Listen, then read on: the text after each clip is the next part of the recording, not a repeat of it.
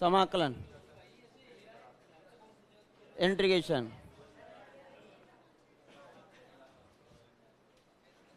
देखिए भाई, अभी तक अगर एग्जाम पेपर की बात की जाए समाकलन वाले पोर्शन से, एन ए का जो समाकलन वाला पोर्शन है, इससे बहुत ही नॉर्मल क्वेश्चन आता है। अभी तक जितने भी क्वेश्चन आए वो बहुत ही नॉर्मल आए। या तो सूत्र पूछा जाता है, सेकंड ग्रेड फर्स्ट ग्रेड जो भी है, या तो सूत्र पूछा जाएगा, या फिर e⁴ वाला जो क्वेश्चन है वो पूछा जाता है। ज़्यादातर केस में दो ही क्वेश्चन ज़्यादातर पूछे गए हैं अभी तक। अभी देखिए, समाकलन को हम संख्यात्मक विधियों, न्यूमेरिकल मेथड्स के द्वारा सॉल्व करते हैं। इनको हम संख्यात्मक विधियों के द्वारा क्या करते हैं, हल करते हैं। कभी कभार हमारे सामने ऐसा समाकलन आ जाता है जिसे हल करना पॉसिबल नहीं हो, तो उस केस के अंदर संख्यात्मक विधियों का उपयोग किया जाता है। तो देखिए, इसमें लिखेंगे सबसे पहले इंट्रोडक्शन, परिचय।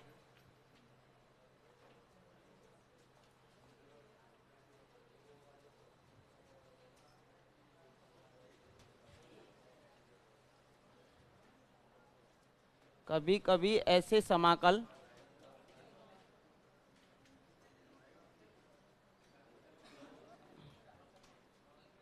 भाई बैठ गए ना, भाई समाकलन 0 to 5 e⁴sin x dx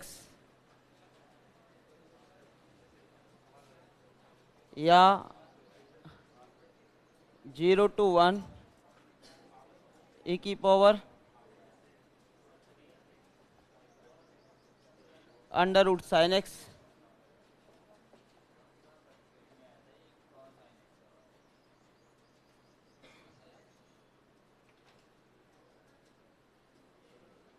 zero से π/8। अब देखो, कभी कभार हमारे सामने ऐसे समाकल आ जाते हैं जिन्हें हल करना संभव नहीं होता। तो इस प्रकार के समाकलों को हल करने के लिए संख्यात्मक विधियों का प्रयोग किया जाता है। कभी कभी ऐसे समाकल आते हैं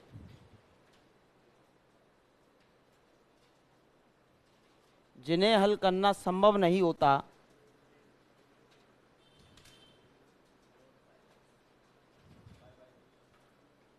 करना π/2 है, संभव नहीं होता,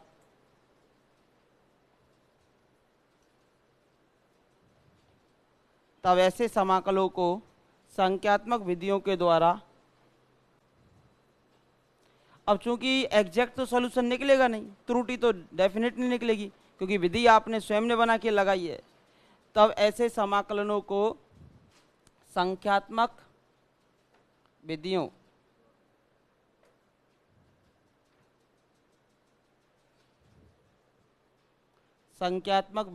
यानी कि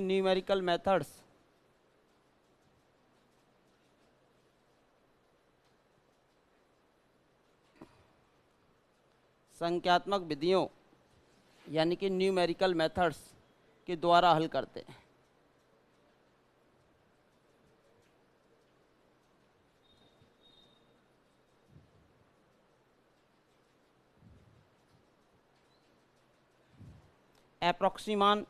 एप्रोक्सीमेशन कह सकते हो, यानी लगभग मान तक हल करते हैं। अब एग्जैक्ट तो निकलेगा नहीं, निकल भी जाए तो वो अलग बात होती है, बट एग्जैक्ट निकलता नहीं, तो लगभग में मान आता है। लगभग मान तक क्या करते हो बोलो, हल करते हैं।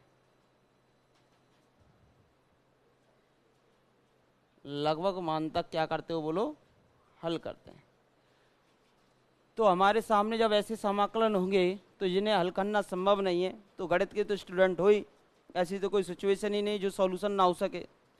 तो हर बच्चा चाहता है कि भाई ये क्वेश्चन भी सॉल्व हो, तो इसके लिए फिर संख्यात्मक विधियाँ बनाई जाती हैं। उन संख्यात्मक विधियों के द्वारा इस प्रकार के समाकलनों को क्या किया जाता है, हल किया जाता है।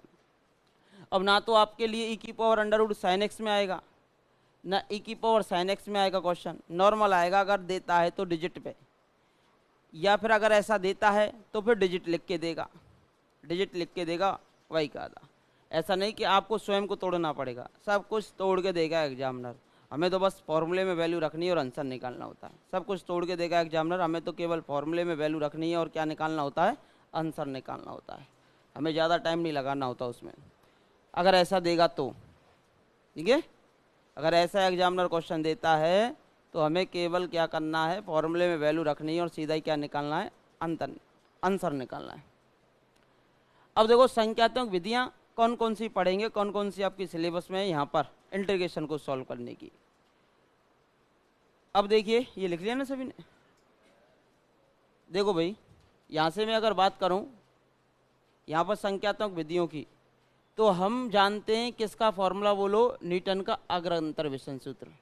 जानते हो कि नहीं जानते, न्यूटन अग्र अंतर्वेशन सूत्र, न्यूटन अग्र अंतर्वेशन सूत्र, ये सभी जानते हो।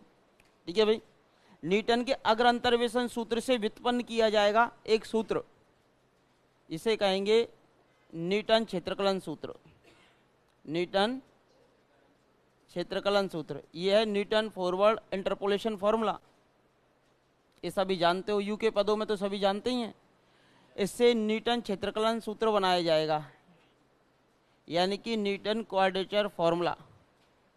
न्यूटन फॉरवर्ड इंटरपोलेशन फॉर्मूला से न्यूटन क्वाड्रेचर फॉर्मूला बनाया जाएगा भाई, Newton quadrature, Newton quadrature formula. बोलो यहाँ तक कोई समस्या?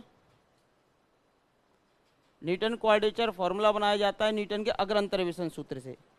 न्यूटन का अग्र अंतर्वेशन सूत्र आपको पता है, इसी से आपने गॉस का अग्र बनाया था और गॉस का पक्ष बनाया था। गॉस के पक्ष में मूल बिंदु को एक पे स्थानांतरित करके गॉस का तृतीय बनाया था, सभी में डेल का उपयोग। गॉस के अग्र और पक्ष का औसत लिया था तो आपका बना था स्टर्लिंग। गॉस के अग्र और गॉस के तृतीय सूत्र का औसत लिया था तो बना था आपके लिए क्या, बेसन। देखिए भाई ये 5 पढ़ने के बाद अब हम बात कर रहे हैं कि न्यूटन का अग्र अंतर्वेशन सूत्र लेंगे, उससे हम एक समाकलन बनाएंगे। ये क्या बनता है बोलो, समाकलन। ये वाला जो सूत्र बनेगा वो समाकलन में बनेगा। ठीक है, न्यूटन क्षेत्रकलन सूत्र। अब ये सूत्र बनने के बाद अब इसकी कुछ कंडीशंस आ जाती हैं। अब जितने भी फॉर्मूले बनेंगे हमारे इससे ही बनेंगे, न्यूटन क्षेत्रकलन सूत्र से। इसमें क्या करेंगे आप, न्यूटन क्षेत्रकलन सूत्र में कुछ कंडीशंस अप्लाई करते हुए चले जाएंगे। न्यूटन क्षेत्रकलन सूत्र में अगर हम n का मान 1 रख दें, कितना रख दें, n का मान 1, तो इसमें पहला व्युत्पन्न करेंगे n बराबर 1। क्या रखोगे, n बराबर 1। यहाँ पर एक चीज़ ध्यान रखना, जितना मान रख रहे हो, जब n का मान 1 रख रहे हो तो प्रथम कोटि का मिलेगा, और प्रथम कोटि का द्वितीय अंतर क्या होता है, अचर। तो इसमें क्या करेंगे, यानी कि द्वितीय अंतर 0 हो जाएगा। प्रथम कोटि का कोई भी बहुपद है तो उसका द्वितीय अंतर क्या होता है, 0। किसी भी nवीं कोटि के बहुपद का n+1 अंतर क्या होता है, 0 होता है ना। तो हम क्या करेंगे, इसमें n बराबर 1 रखने पर तथा द्वितीय व उच्च कोटि की उपेक्षा 1 रख दिया, तो कौन सी की उपेक्षा कर दी, द्वितीय व उच्च कोटि की उपेक्षा, नॉट अपेक्षा। अपेक्षा अलग चीज होती है, उपेक्षा अलग होती है, यानी नेग्लेक्ट करना, नेग्लेक्ट कर दिया। द्वितीय तथा उच्च कोटि के पदों की उपेक्षा, पदों की क्या कर दोगे आप, उपेक्षा, नेग्लेक्ट। और उपेक्षा करने पर आपको मिलेगा यहाँ से ट्रेपीजॉइडल नियम, समलम्य नियम। कौन सा मिलता है, समलम्य नियम, समलम्य या ट्रेपीजॉइडल नियम। और ट्रेपीजॉइडल ही लिखा आता है वो है ना, समलम्य नियम या ट्रेपीजॉइडल नियम। समलम चतुर्भुज को ट्रेपीजॉइडल ही तो कहते हो आप। दूसरा व्युत्पन्न करेंगे इसमें, अब n का मान केवल कितना रख देंगे, 2। n का मान 2 रखने पर अब चूंकि सीधा सीधा पता है n का मान 1 रख रहे हो, डेल स्क्वायर और डेल क्यू की उपेक्षा कर रहे हो, तो कितने घात का बहुपद मिलेगा, 1 घात का मिलेगा, 1 घात का मिलता है। यहाँ से कितने घात का मिलेगा, 2 घात का। और 2 घात का कोई भी सूत्र बनता है तो वो पैराबोला बनती है। क्या बनती है, पैराबोला।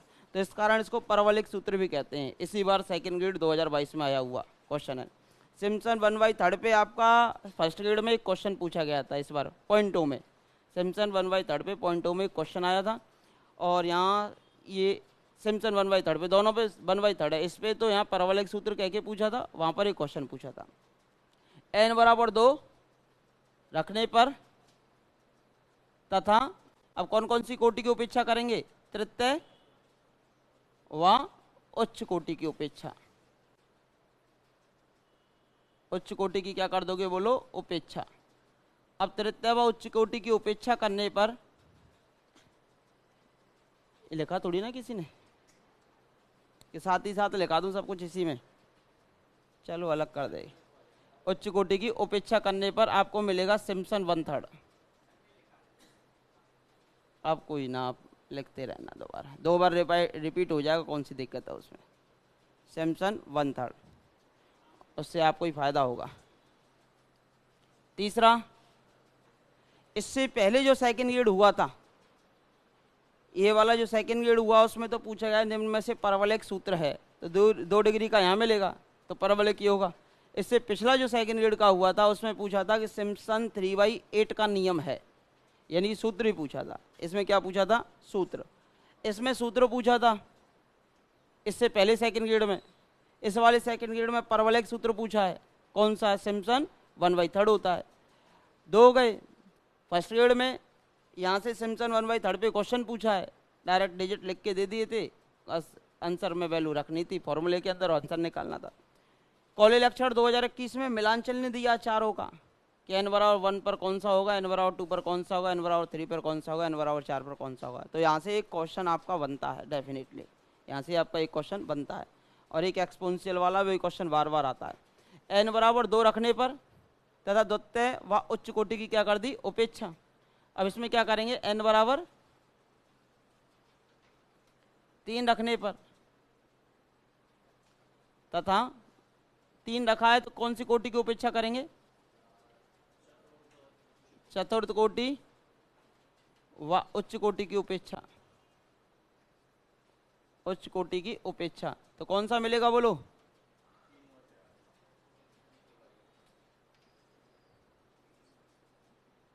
ये मिलेगा सिम्पसन 3/8। सिम्पसन 3/8 लिख सकते हो, सिम्पसन 3/8।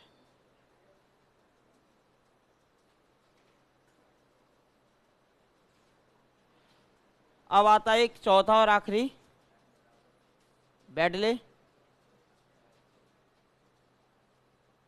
और इनसे तो 4 बनाएंगे आप, लेकिन एक और आएगा गॉस का क्षेत्रकलन सूत्र। ये समदूरस्थ कोटियों के लिए है। समदूरस्थ कोटियों के लिए क्यों बताओ? किससे बनाए? न्यूटन के अग्र से। न्यूटन के अग्र से न्यूटन का क्षेत्रकलन सूत्र बना है, और न्यूटन का अग्र समान कोटियों के लिए होता है, समदूरस्थ कोटियों के लिए। समान अंतराल के लिए तो होता है, तो समान अंतराल के लिए तो समदूरस्थ कोटियों के लिए। सबसे बड़ी बात तो यही है यहाँ पर, समदूरस्थ कोटियों के लिए। अगर कोटि समदूरस्थ ना हो, अगर कोटियां समदूरस्थ ना हो, तो उस केस के लिए गॉस का क्षेत्रकलन सूत्र लगता है। गॉस का कौन सा लगेगा? गॉस का क्षेत्रकलन सूत्र। ये चारों की चारों जो हैं वो समदूरस्थ कोटियों के लिए। ठीक है भाई, ये तो सीधा सीधा पता होना चाहिए किससे व्युत्पन्न हुआ है? न्यूटन के अग्र से। न्यूटन का अग्र समान दूरी के लिए होता है, समान अंतराल के लिए होता है। गॉस का अग्र भी समान के लिए, गॉस का पक्ष भी समान के लिए, बेसल, स्टर्लिंग, ये सभी की सभी समान अंतराल के लिए होते हैं, क्योंकि ये सभी किससे व्युत्पन्न हुए? न्यूटन के अग्र से व्युत्पन्न हुए। लांगराज का असमान के लिए होता है, और इधर से अगर मैं चर्चा करूं तो न्यूटन का विभाजित अंतर्वेशन सूत्र असमान के लिए होता है। यहाँ समाकलन में सभी समान अंतराल के लिए हैं। अब इस समाकलन में सभी समान अंतराल के लिए बेडले का जो नियम होता है, इसे कितना रखेंगे? n बराबर 6 रखने पर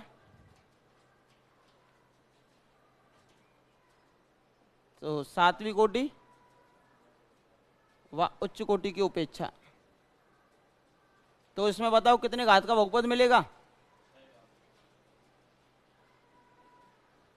इसमें एक चीज ध्यान रखो, जब आपने डेल 7 को छोड़ दिया, डेल की पावर 7 को छोड़ दिया, इसका मतलब हुआ कि डेल की पावर 7 का मान 0 आ रहा है, यानी कि डेल की पावर 6 क्या है? अचर है। डेल की पावर 6 क्या है? अचर है। तो यानी कि कितनी घात के बहुपद का मान डेल लगाने पर अचर आएगा? 6 घात का बहुपद। तो इससे कितने घात का बहुपद मिलेगा? 6 घात का बहुपद मिलता है। इससे 6 घात का बहुपद मिलता है, इससे 3 घात का बहुपद मिलेगा, इससे 2 घात का मिलेगा और इससे 1 घात का मिलेगा।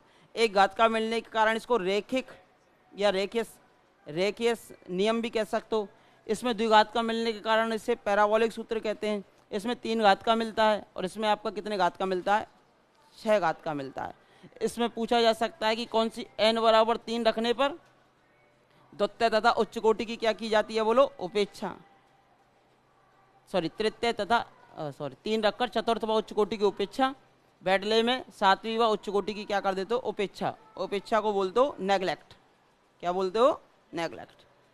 कहीं अपेक्षा रखने लग जाओ। ठीक है भाई, तो लिख लो पहले तो समदूरस्थ कोटियों के लिए। एक होता है आपका असमदूरस्थ कोटियों के लिए।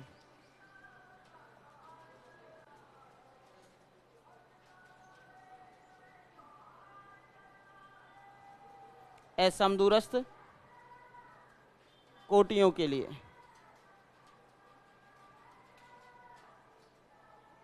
असमदूरस्थ कोटियों के लिए एक ही फॉर्मूला होता है, गॉस क्षेत्रकलन सूत्र, गॉस क्वाड्रेचर फॉर्मूला।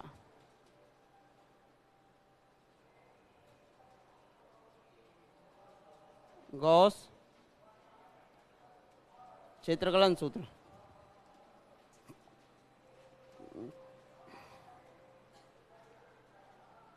इसमें प्रथम घात का बहुपद, इसमें द्वितीय घात का बहुपद, तृतीय घात का बहुपद और इसमें 6 घात का बहुपद।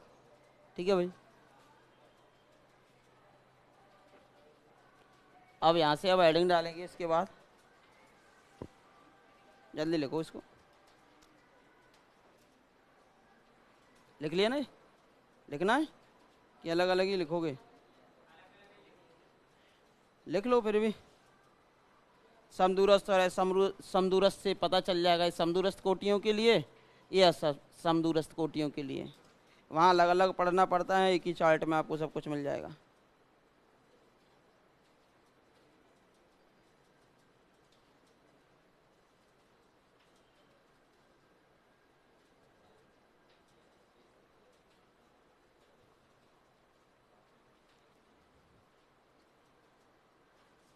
अब हेडिंग डालेंगे। फॉर्मूला लिखा दूं डायरेक्ट न्यूटन क्षेत्रकलन सूत्र का, कि प्रूव करा के लिखाऊं? फॉर्मूला ही लिखा दें, रटना ही है वो तो। फिर भी बता देता हूँ, 1-2 स्टेप जैसे बीच में नीड पड़ जाती है ना उन्हें बनाने के लिए, वो चीज़ आ जाना चाहिए बस, और क्या।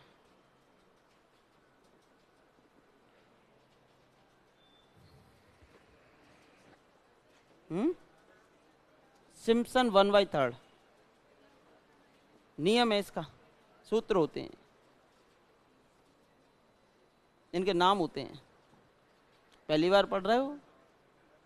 पहली बार? पहले नहीं पढ़ा है? नहीं, नाम पहली बार सुना है?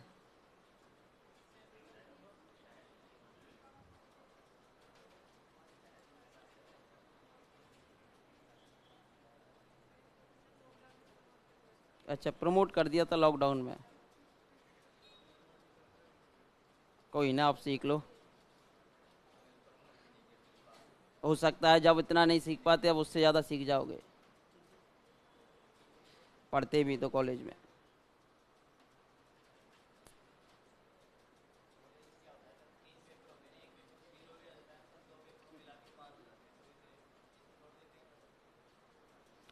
टोटल क्वालिफाइंग स्कोर चाहिए होता उसमें। जैसे पहले तो 18 नंबर का प्रैक्टिकल होता था मैथमेटिक्स का, अब 30 नंबर का होता है। अब 30 नंबर का प्रैक्टिकल होता है तो बचे 120 मैथ के। अब 120 का 36% निकाल लो। अगर इतने नंबर आपके तीनों पेपरों में मिला के आ जाते हैं तो आप क्वालिफाई हो, और नहीं आ पाते हैं तो क्वालिफाई नहीं हो। फिर इसमें भी प्रावधान होता है। फर्स्ट ईयर में 11 नंबर तक की ग्रेस लग जाती है, सेकेंड ईयर में 9 नंबर तक की ग्रेस लगती है, और थर्ड ईयर में 5 नंबर तक की ग्रेस लग सकती है। जिसमें भी अगर आपका 36 से कम स्कोर आ रहा है और 2 पेपरों में आप क्वालिफाई हो रहे हो, जैसे फिजिक्स और केमिस्ट्री में क्वालिफाई हो गए और मैथ में आपके 36% से कम नंबर हैं, और मान के चलो 5 नंबर की ज़रूरत पड़ रही है, तो 5 नंबर ग्रेस के लग जाएंगे तो भी आप पास हो जाते हो। ट्रेपेजॉइडल समलंबी दोनों एक ही बात होती है। हाँ, हिंदी में समलंबी कहते हैं और ट्रेपेजॉइडल समलंब चतुर्भुज। हाँ, समलंब चतुर्भुज, और वास्तविकता में इसमें समलंब चतुर्भुज का क्षेत्रफल प्राप्त होता है। वास्तविकता में इसमें समलंब चतुर्भुज का नियम ही क्या होता है बोलो, प्राप्त होता है वास्तविकता में। इस कारण इसको समलंबीय नियम भी कहते हैं। ठीक है, अब लिखेंगे, सबसे पहले हेडिंग डालेंगे न्यूटन का क्षेत्रकलन सूत्र। न्यूटन का सामान्य क्षेत्रकलन सूत्र।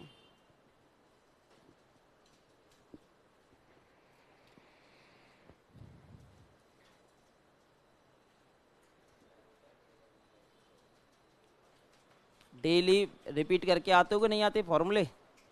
न्यूटन का अग्र क्या है, न्यूटन का पक्ष क्या है, गॉस का अग्र क्या है, गॉस का पक्ष क्या है।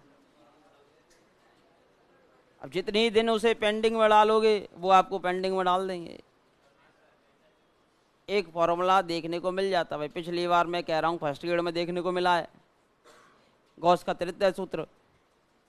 एक जीरो की टर्म थी कि वन की थी, एक वन की थी, दो जीरो की थी, फिर दो माइनस वन की थी।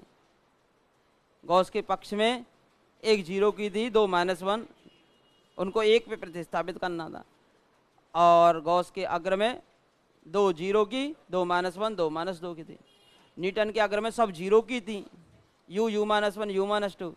और न्यूटन के पक्ष में नेबुला में टर्म थी, अंतिम बिंदु से स्टार्ट हुआ था U plus one, U plus two. वहाँ U minus one, you minus two चल रहा था, वहाँ U plus one, U plus two चल रहा था। ये आपको थोड़ा सा याद होना चाहिए, याद होगा तो ही काम चलेगा, अदरवाइज आप समझदार हो। एक नंबर का भी, एक क्वेश्चन का भी नुकसान होता है तो दो नंबर का नुकसान हो जाता है। और सीधा अगर फॉर्मूला देख के ही तो करना उसमें टिक। और ऐसा कोई सा भी पेपर नहीं गया जिसमें कम से कम एक फॉर्मूला पूछा ना गया हो दो नंबर का। 8-10 फॉर्मूलों में से एक दो नंबर आपके पक्के होते हैं तो बहुत इम्पोर्टेंट चीज़ मानी जाती है वो। ठीक है, बढ़े आगे। अब डालेंगे आप सामान्य क्षेत्रकलन सूत्र। न्यूटन का सामान्य क्षेत्रकलन सूत्र।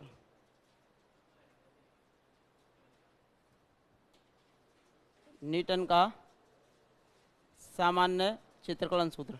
पिछली बार तो मैंने व्युत्पन्न भी नहीं कराए थे, ये तो कराया था, वो व्युत्पन्न नहीं कराए थे, डायरेक्ट याद कराए थे। ठीक है, इस बार देखते हैं कि व्युत्पन्न करा देंगे और सभी को फिर याद करा देंगे। देखो न्यूटन का सामान्य क्षेत्रकलन सूत्र, ये सबसे पहले तो न्यूटन के अग्र से बनाया जाता है। न्यूटन के अग्र से बनाया जाता है, अग्र अंतर्वेशन सूत्र से, है ना। दूसरा पॉइंट समदूरस्थ कोटियों के लिए है। समदूरस्थ कोटियों के लिए है।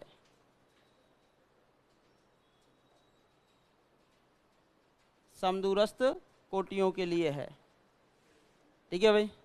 अब देखो आई मीन्स इंटीग्रेशन, ए से बी दे रखा है और इस प्रकार ये वाई जो है एक्स का फलन है और नीचे सफिक्स में लगा हुआ है। ठीक है भाई, वाई एक्स डी एक्स। अब इसका इंटीग्रेशन करना होता, या होता आपका एफ एक्स डी एक्स। किसका इंटीग्रेशन करना होता? एफ एक्स डी एक्स का, या वाई एक्स डी एक्स का आपको क्या करना होता? इंटीग्रेशन। ए से बी इसकी लिमिट लगी हुई है। ठीक है भाई, अब हम क्या करते हैं, इसको एन उपअंतरालों में विभाजित करेंगे। कितने उपअंतरालों में? एन उपअंतरालों में इसे हम विभाजित करेंगे। तो इसे एन उपअंतरालों में विभाजित कीजिए भाई।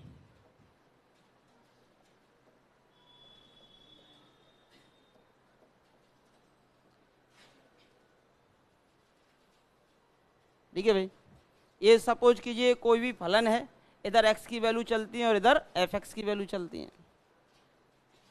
वाई एक्स डाल सकते हो या एफ एक्स डाल सकते हो। ठीक है, ये हमारा प्रारंभिक बिंदु था। ये कौन सा बिंदु था? प्रारंभिक, ए था। समाकलन कहाँ से कहाँ तक चल रहा है? ए से लगाकर वी तक। ये हमारा अंतिम बिंदु था। ये पॉइंट क्या था बोलो, V था। ये अंतिम बिंदु था, वो प्रारंभिक बिंदु था। एक अंतिम बिंदु है और दूसरा कौन सा बिंदु है बोलो, प्रारंभिक बिंदु है।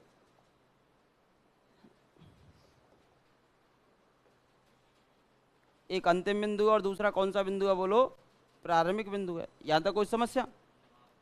अब क्या करते हो, अंतिम बिंदु और एक प्रारंभिक बिंदु, मैं इसको n उपअंतरालों में विभाजित कर देता हूं, मतलब n पॉइंटों से इसको तोड़ देता हूं।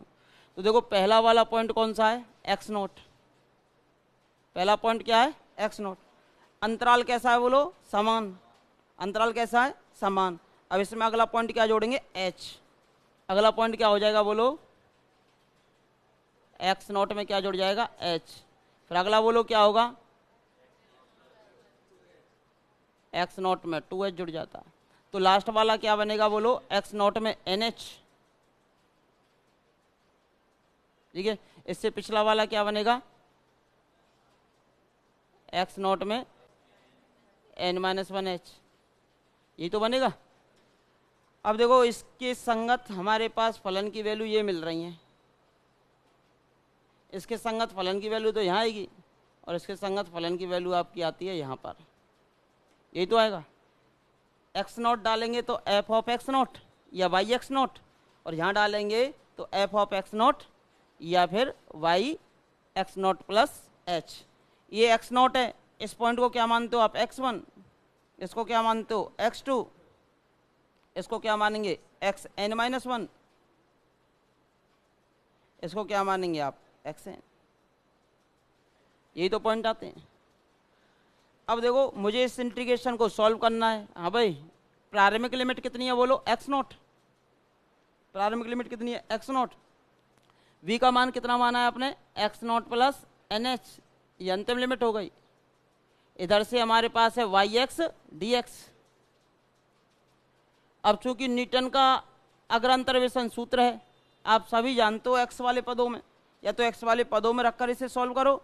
अगर x वाले में नहीं रखना तो u वाला पद आपको आसान लगता है तो u वाले पदों में रखकर इसे सॉल्व करो। अब u में बदलना है मुझे इस इंटीग्रेशन को, किस में बदलना है, u में। अगर एग्जामिनर क्वेश्चन पूछ ले कि न्यूटन के अग्र अंतर्वेशन सूत्र से ये आपका फॉर्मूला दे दे, अब इसको किस में बदल कर सॉल्व किया जाता है, तो u वाली फॉर्म में बदल के सॉल्व किया जाएगा। तो u बराबर कितना होता है बोलो, u बराबर होता है x minus x not upon h। यही तो होता है। x बराबर होता है x not plus U H. x बराबर x not plus U H. तो यहाँ से u बराबर होता है x minus x not upon h। ये मान लिया अब आपने, ये तो आप सभी जानते ही हो। तो यहाँ से x की वैल्यू बोलो कितनी आ गई, x बराबर आ गया आपके पास कितना, x not plus U H. You में बदल गया x का मान, x का मान किस में बदल गया, u में। अब x बदला है तो dx भी बदलेगा, तो dx रखो, इसका अपकलन तो हो जाएगा 0, h का होगा नहीं। u का कितना हो जाएगा बोलो, du। ये आ गया dx का मान, ये आ गया आपका यहाँ से x का मान, x का मान आ गया, dx का आ गया। अब बात कर लेते हैं लिमिट की, सीमाओं की। x बराबर x नॉट पर, x बराबर x नॉट पर रखो, u का मान कितना आएगा, x बराबर x नॉट रख दो, x not minus x not, u बराबर कितना आ गया 0। और x बराबर x नॉट प्लस NH पर, अंतिम बिंदु ये है ना, x बराबर x नॉट प्लस NH पर u का मान बोलो कितना आ गया। अब यहाँ रखो x नॉट प्लस NH, तो x नॉट से x not cancel, NH upon h, तो h से h कैंसिल, तो कितना आ जाएगा बोलो, n आ जाएगा। u की लिमिट कहाँ से कहाँ तक आ गई, 0 से लगाकर n तक। ये समीकरण नंबर 1 था। तब 1 से 1 में वैल्यू रिप्लेस करो, तब 1 से, हाँ जी, आई मीन्स इंटीग्रेशन। प्रारंभिक लिमिट हो गई अब आपकी 0, अंतिम लिमिट हो गई अब आपकी n। x के स्थान पे रिप्लेस हो गया x नॉट प्लस NH। क्या रिप्लेस हो गया बोलो, x नॉट प्लस NH। और dx के स्थान पे हुआ था h du। क्या हुआ था, h du है क्या, क्या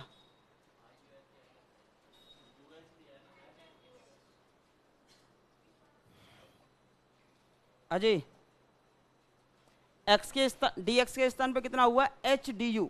अब h को तो बाहर निकाल दिया और du यहाँ गया। अब यू में बदल गया, या फिर इसे लिख सकते थे F X not plus U H. ठीक है, अगर मैं चर्चा करूं यहां से अजी न्यूटन के अग्र की, न्यूटन का अग्र, न्यूटन का अग्र अंतर्वेशन सूत्र, अगर इसकी चर्चा करें ना, आपको याद आ रहा हो F X not plus U H या Y x not plus U H का मान कितना था बोलो, F of X not plus एक आएगा you del X not upon, फिर अगला हो जाएगा U U minus one, you minus one, U C two ही तो आता है, यू सी टू या यू की पावर क्रमगुणित 2 अपॉन फैक्टोरियल 2, सब एक्स नॉट में चलेंगे। फिर अगला कितना आता बोलो, you minus one, you minus to, ये सब माइनस होते जाते हैं और न्यूटन के पक्ष में सब प्लस होते जाते हैं, और गॉस का अग्र एक माइनस और एक प्लस, यहाँ पहले प्लस का आता है पीछे माइनस का आता है, और वहाँ पे उल्टा चलता है गॉस के पक्ष वाले में। और ये कितना आएगा बोलो, del Q F of X not upon factorial, तो आएगा यही आएगा ना, plus dot dot dot dot, ये होता है। अब भाई एक्स नॉट के स्थान पर ये एफ ऑफ एक्स नॉट है, इसको आप क्या लिखते हो, लिख सकते हो बाई ऑफ एक्स नॉट, कोई समस्या थोड़ी ना। ये भी एफ एक्स नॉट का ही मान दे रहा है, ये बाई का मान दे रहा, बात वही है। यानी कि इसे क्या लिख सकते थे आप, बाई ऑफ एक्स नॉट, यो यानी प्रथम वैल्यू तो आ रही है Y of X not upon factorial 1, ये कितना आता, U minus one upon factorial 2, यह आता आपके पास del square Y of X not. इस प्रकार चलता जाता है, कोई समस्या। अब इस वैल्यू को हम वहाँ रिप्लेस कर देंगे, by x nought u upon factorial 1 del y x not, इस प्रकार। ठीक है भाई अजय, तो ये तो एच है ही, तो कितना आएगा बोलो, वाई एक्स नॉट प्लस कितना आएगा, you del of y x nought, x nought, x nought पे वैल्यू सपोज कीजिए वाई की आती है वाई नॉट। ठीक है, फिर अगला बोलेंगे कितना आएगा, यू माइनस वन अपॉन में factorial 2 del square y nought, फिर अगला आएगा आपके पास कितना, u minus one, you minus two upon factorial 3 del cube y nought. अब आपको पता है पहला 0 तो अगला 1 आएगा, अगला 2 आएगा, सीधी बात है। U equal to X minus X not upon H ही तो है, तो वहाँ से ये प्लस डेल में है भाई, समान अंतराल के लिए तो बन सकता है। अब इसका कर देंगे हम समाकलन 0 से लगा के कहाँ तक, n तक, और यहाँ जाएगा अब आपके पास कितना, du। इसका कर देंगे अब आप समाकलन कहाँ से कहाँ तक बोलो अजय, इसका समाकलन बोलो कितना आता है। देखो डायरेक्ट लिमिट भी लगा देना, नीचे की लिमिट तो 0 है तो 0 ही आएगा। अब बाई नॉट का तो होगा नहीं, 1 का हो जाएगा u की लिमिट रखेंगे n, तो कितना हो जाएगा, वाई नॉट n प्लस अगला बोलिए, इसका होगा यू स्क्वायर बटे 2 n स्क्वायर बटे 2, तो ये हो जाएगा n स्क्वायर बटे 2 डेल वाई नॉट प्लस इसका ये 1/2 तो आपका चल ही रहा है, 1 अपॉन फैक्टोरियल 2, इसका समाकलन करो, ये यू स्क्वायर हो जाएगा यू क्यू बटे 3 यानी कि एन क्यू बटे 3, लिमिट लगा दो साथ के साथ, माइनस यू है तो इसका समाकलन होगा यू स्क्वायर बटे 2। ठीक है भाई, plus dot dot dot dot dot, यही आपका किसका फॉर्मूला है बोलो, डेल स्क्वायर बाई नॉट और लगा लो, जो कि समदूरस्थ कोटियों हेतु सामान्य क्षेत्रफलन सूत्र है। समदूरस्थ कोटियों हेतु सामान्य क्षेत्रफलन सूत्र है। याद हो गया, नहीं हुआ, अगर याद नहीं होता है तो न्यूटन का अगर याद होता है उसका समाकलन कर देना 0 से n।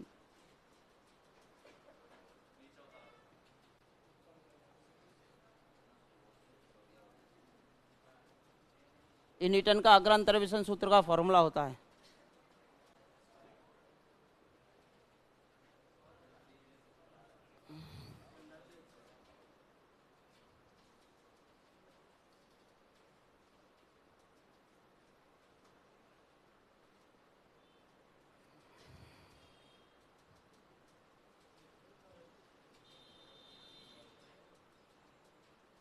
डिजिट वाला क्वेश्चन आ जाता है उसमें भले ही दिक्कत हो सकती है, थ्योरी में से तो बाहर जाएगा नहीं यहाँ पे एक भी क्वेश्चन। जो लिखना है उसको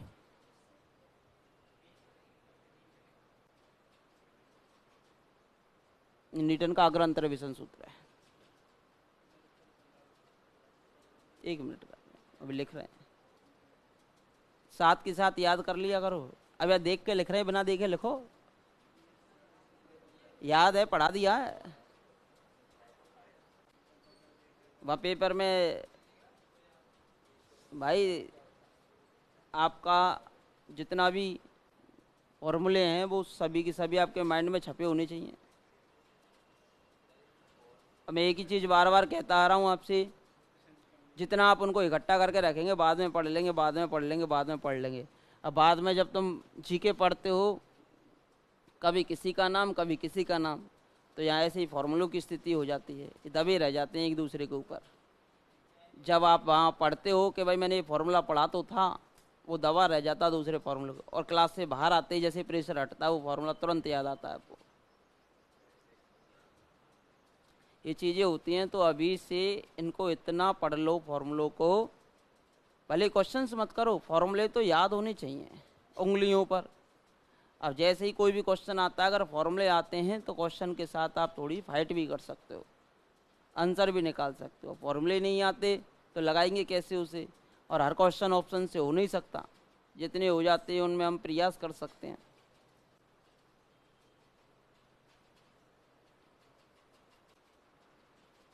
अब क्या है, बच्चे की एक चीज़ हो चुकी है कि क्वेश्चन मिले सेम टू सेम, भले आ जाए 25,000, पर 25,000 अंत बाहर नहीं जाए।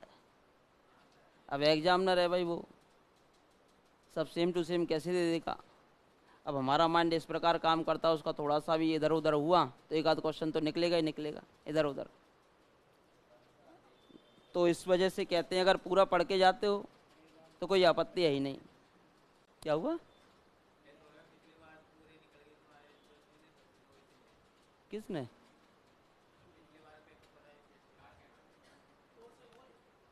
तेज बोल और करें, सबको सुना।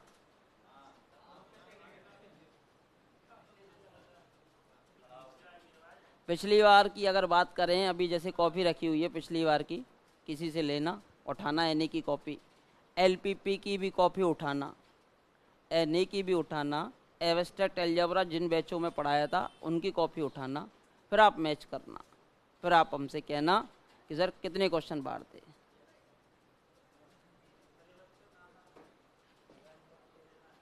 तो क्या है बट ये होता है कि जैसे सेकंड ग्रेड पढ़ रहे हो, सेकंड ग्रेड में जैसे इतना लेवल अप नहीं हो सकता, उतने लेवल तक पढ़ाया था, बट क्या है अब इस बार उससे भी थोड़ा अप लेवल कर दिया, क्योंकि भाई लेवल कहीं भी ले जा सकता। फर्स्ट ग्रेड से भी थोड़ा सा लेवल टफ ही रखा था, सेकंड ग्रेड में कैलकुलेशन बेस्ड ज़्यादा क्वेश्चन थे। अब जैसे वेक्टर को देखना, वेक्टर का टेस्ट दिया नहीं दिया, तो वेक्टर का टेस्ट देना।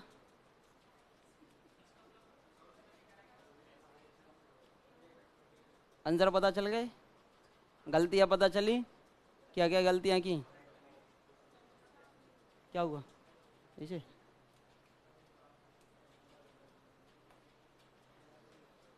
देखो समय बहुत बड़ा बलवान है भाई, अगर आपकी किस्मत साथ दे जाए। कभी कभार कोई बच्चा पढ़ता है और पढ़ने के बाद मार्केट से कोई जल्दबाजी में कोई वैसी किताब खरीद लाए, उसी को पढ़कर चला जाए, आंसर आंसर आंसर, किस्मत बढ़िया हो तो उसी में से पूरा पेपर आ जाए। उसे कहते हैं किस्मत, किस्मत का साथ होना भी जरूरी हो। काफ़ी बच्चे ऐसे भी होते, वैसे मैथ में होता नहीं, रेयर केस में होता है, कई बच्चे ऐसे भी होते बिना पढ़े चले जाएं कि भाई मुझे तो 150 करने हैं, और उसके क्या तो 60 बैठ गए हों, जो पढ़ के नहीं गए उनके ना बैठे हों। ऐसे भी वो होती है किस्मत।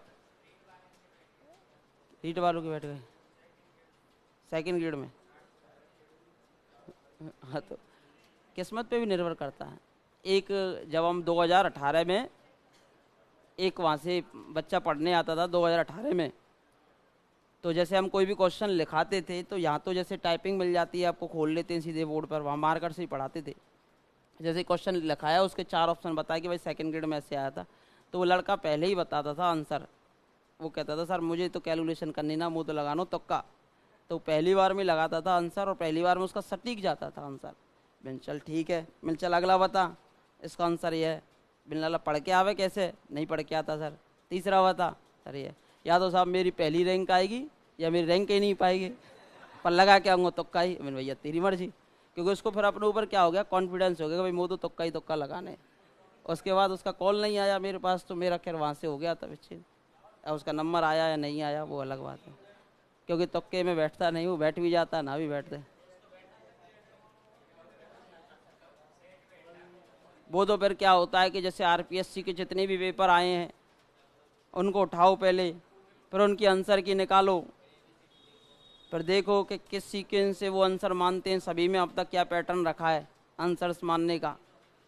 पर वो पूरा एनालिसिस करना पड़ता है ना, शुरू से लगा के अब तक का, जब से पेपर स्टार्ट हुआ और अब तक क्या सीक्वेंस रखती है आरपीएससी, फिर उसके आधार पर आप कोई नया आकलन कर सकते हो।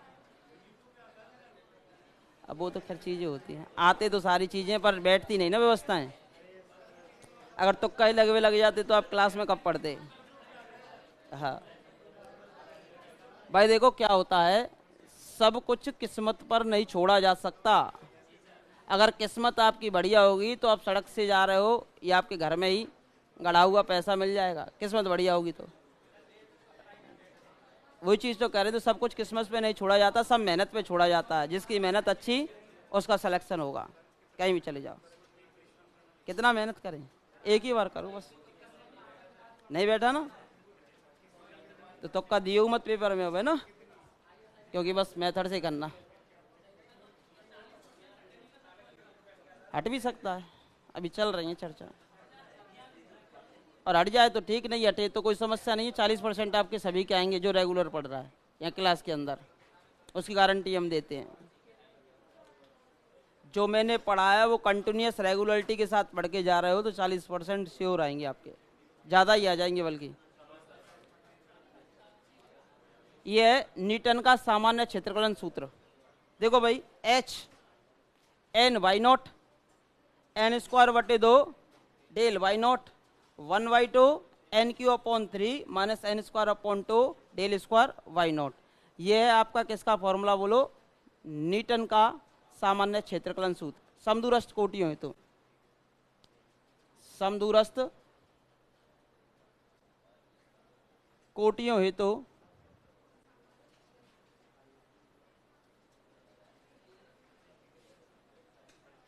सामान्य क्षेत्रफलन सूत्र है, न्यूटन का सामान्य क्षेत्रफलन सूत्र है।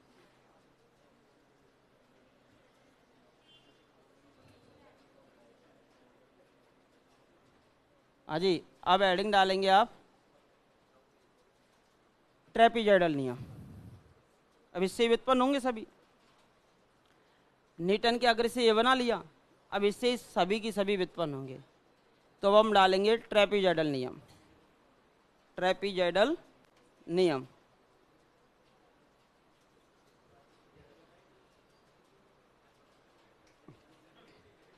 डायरेक्ट लिखा दूं सूत्र कि व्युत्पन्न करूं, ये लिख लिया ना।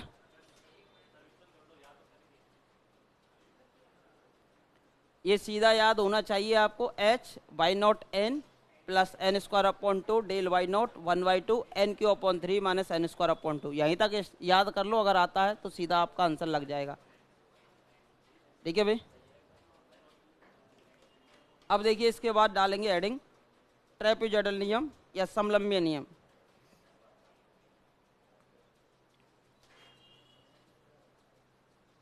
पहला नियम है ट्रेपीजॉइडल नियम।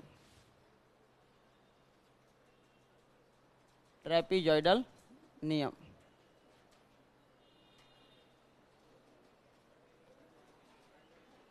देखो ट्रेपीजॉइडल नियम, इसमें क्या होता है, ये न्यूटन के सामान्य क्षेत्रफलन सूत्र से व्युत्पन्न किया जाएगा।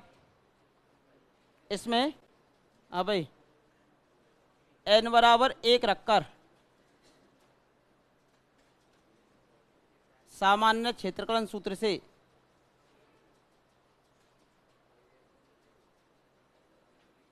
क्षेत्रफलन सूत्र से क्या किया जाएगा, इसको बोलो व्युत्पन्न। आवाज नहीं, n बराबर 1 रखकर। जब n का मान 1 रखते हो तो इसमें कौन सी कोटि की उपेक्षा होगी, द्वितीय कोटि व उच्च कोटि के पदों की उपेक्षा। उच्च कोटि के पदों की उपेक्षा, उपेक्षा यानी कि neglect. Second order and more than second order,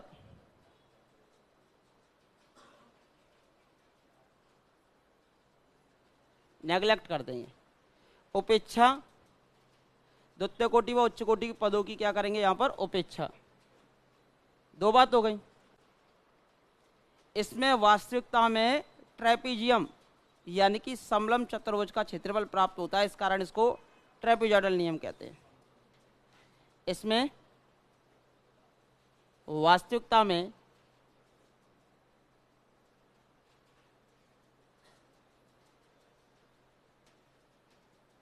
समलंब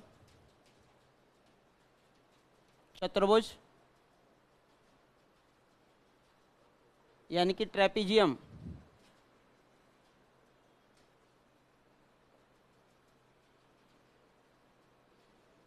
trapezium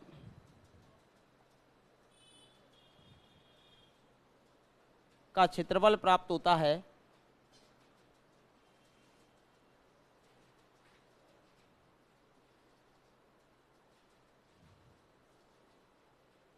इसलिए इसे ट्रेपीजॉइडल नियम कहते हैं। इसलिए इसे समलंब नियम भी कहते हैं या ट्रेपीजॉइडल नियम भी कहते हैं। दोनों नाम एक ही हैं, ठीक है, वो इंग्लिश शब्द है, वो हिंदी शब्द है, इसलिए इसे समलंब नियम भी कहते हैं।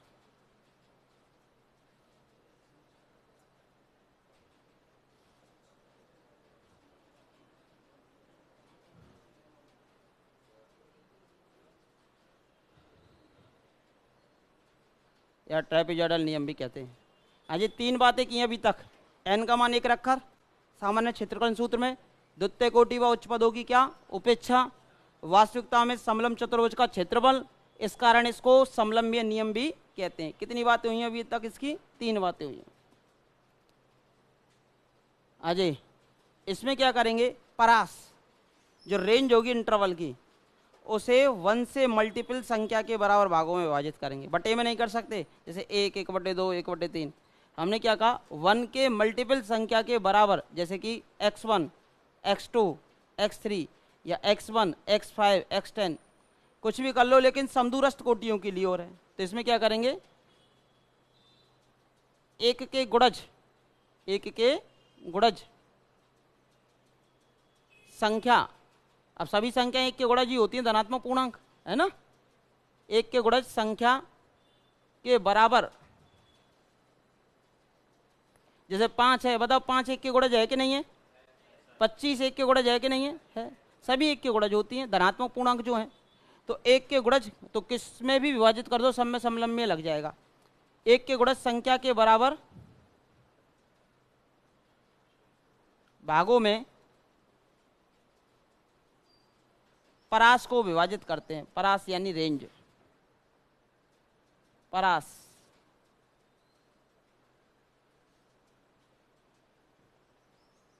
को विभाजित करते हैं।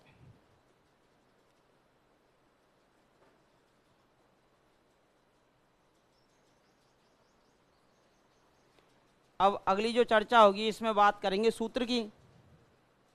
इसका सूत्र क्या आता है,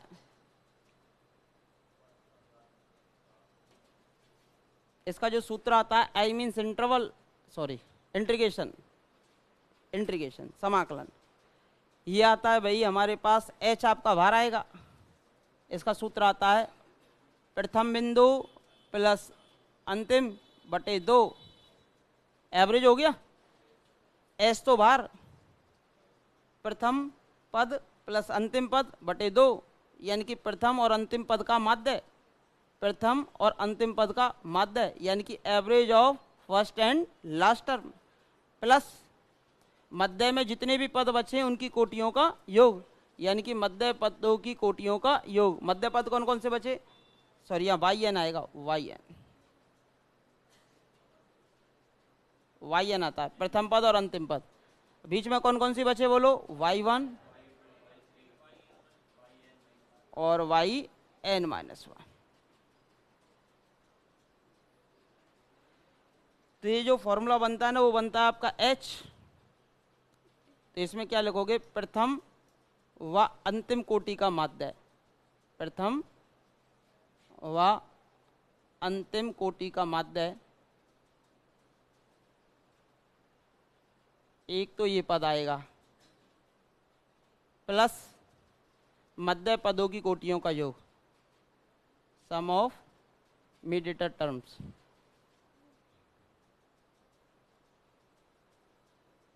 मध्य पदों की कोटियों का योग। हाँ भाई, जैसे कि आपका जो विभाजन था वो y0 से स्टार्ट हुआ था और yn तक था, तो प्रथम पद कौन सा आएगा, y0, अंतिम कौन सा होगा, yn, तो उनका तो एवरेज निकालो, प्लस मध्य में जितने भी पद बचे हुए हैं उनको जोड़ दो, और h आपका कहाँ जाता है, बाहर आ जाता है, h कहाँ जाता है आपका, बाहर आ जाता है। देखो ये कैसे व्युत्पन्न होता है, मैं वैसे ही बता देता हूँ, आप लिखना मत भले। व्युत्पन्न कैसे होता है मैं ये बता देता हूँ कि भाई ये व्युत्पन्न कैसे होता है, उसी फॉर्मूले से।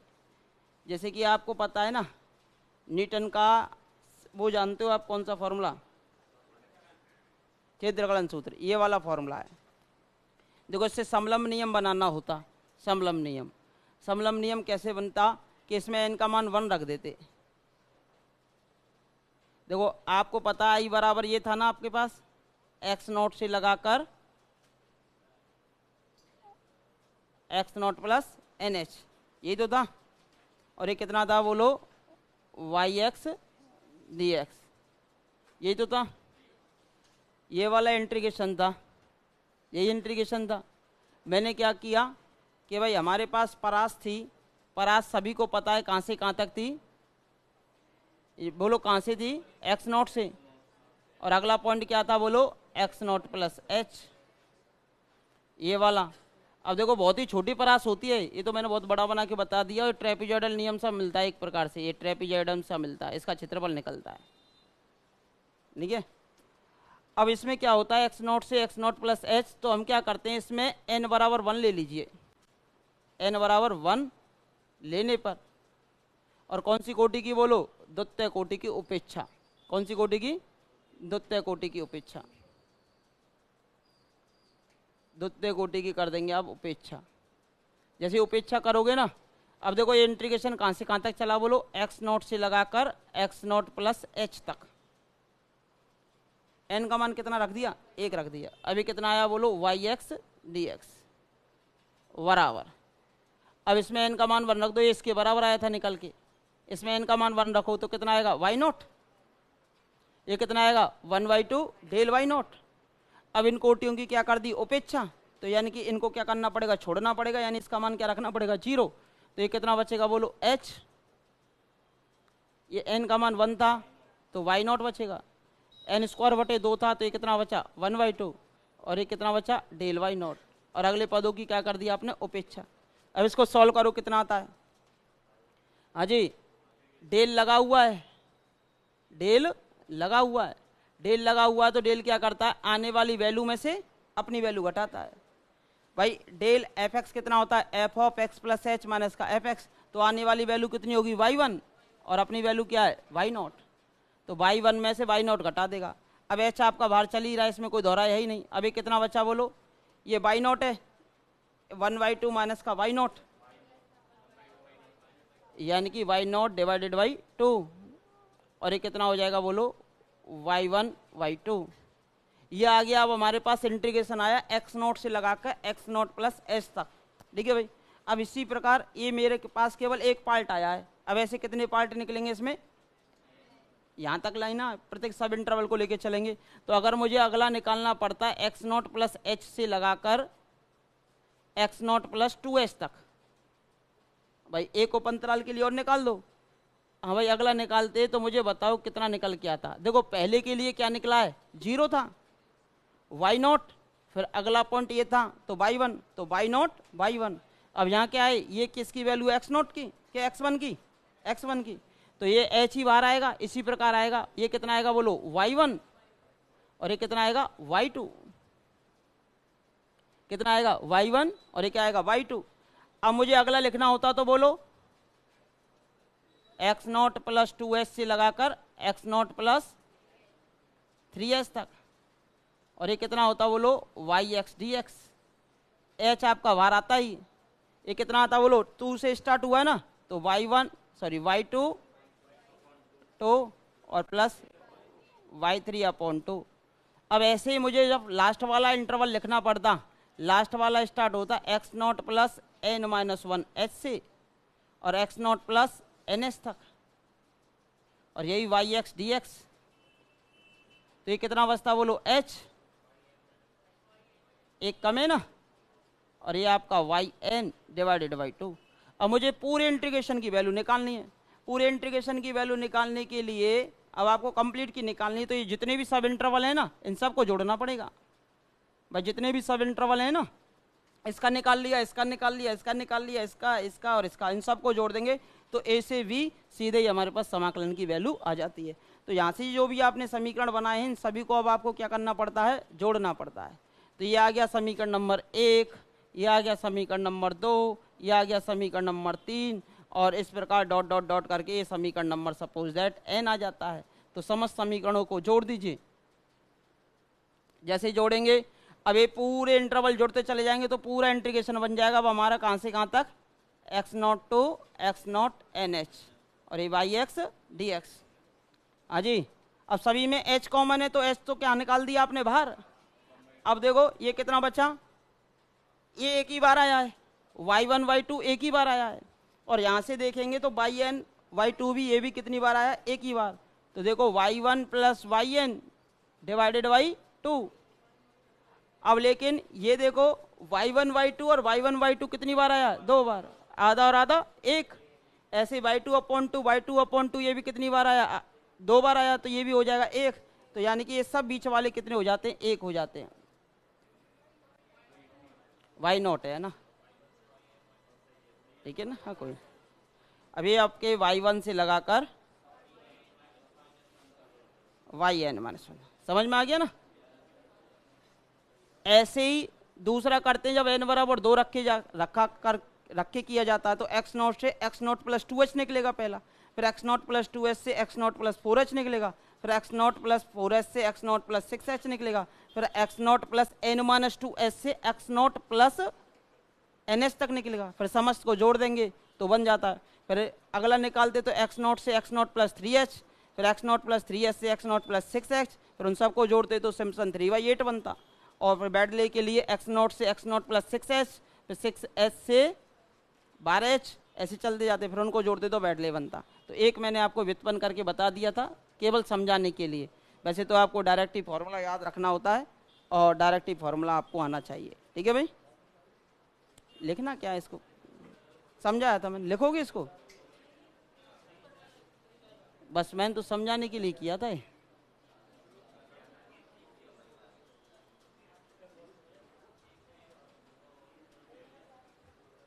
भाई जब तो आपको प्रूफ करना था,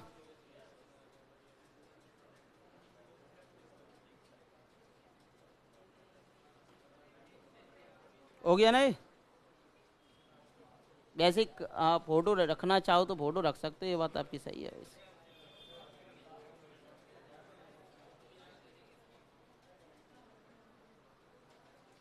बढ़े आगे, इससे ज़्यादा छोटा नहीं हो सकता, 30%।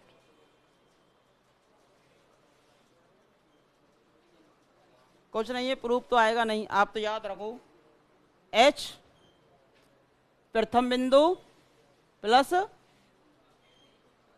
h प्रथम प्लस अंतिम बिंदु का माध्य प्लस मध्य पदों की कोटियों का योग, ये हो गया फॉर्मूला।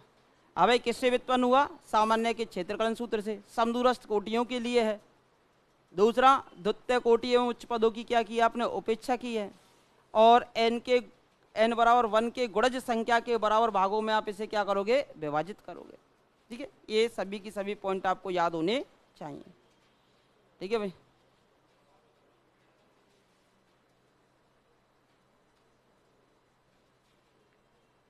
अब देखिए इसमें लिख लीजिए त्रुटि, त्रुटि एरर।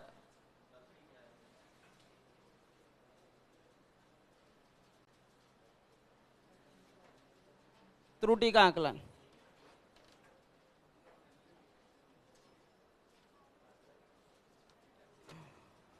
त्रुटि का आकलन ET। हाँ जी, E मीन्स एरर और T मीन्स ट्रेपीजॉइडल। मैक्सिमम इतनी एरर जा सकती है और लेस देन में इससे कम हो सकती है। ये होता है माइनस का V माइनस A अपॉन 12। भाई आवाज़ नहीं करेंगे, आवाज़ नहीं करेंगे। समझदार बच्चे और अच्छे बच्चे कभी आवाज़ नहीं करते। XM, यहाँ XM की जो वैल्यू है, समाकलन कहाँ से कहाँ तक था बोलो? A से B तक था। एरर का मान minus V minus A upon 12 H square F double dash XM, और XM की जो वैल्यू है वो A से B के बीच में, ये एरर का मान होता है। अब भाई ये जो त्रुटि है ये 0 हो सकती है कब? यदि सेकंड डेरिवेटिव 0 हो। अगर सेकंड डेरिवेटिव 0 हो जाता है, सेकंड डेरिवेटिव 0 कब आ सकता है? जब fx कितनी घात का बहुपद हो? 1 घात का। यदि fx अधिकतम 1 घात का बहुपद है तो ट्रेपीजॉइडल नियम से उस त्रुटि का मान क्या किया जा सकता है? 0 किया जा सकता है। कितना किया जा सकता है? 0। तो यहां से आप लिख सकते हो इसमें, यदि f डबल डैश XM बराबर 0 होगा, सॉरी यदि यहाँ f डबल डैश XM बराबर 0 होगा,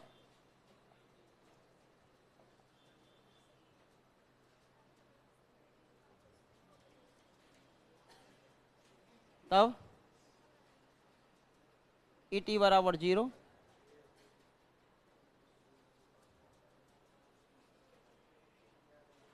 यदि fx अधिकतम 1 घात का बहुपद है, अधिकतम 1 घात का बहुपद।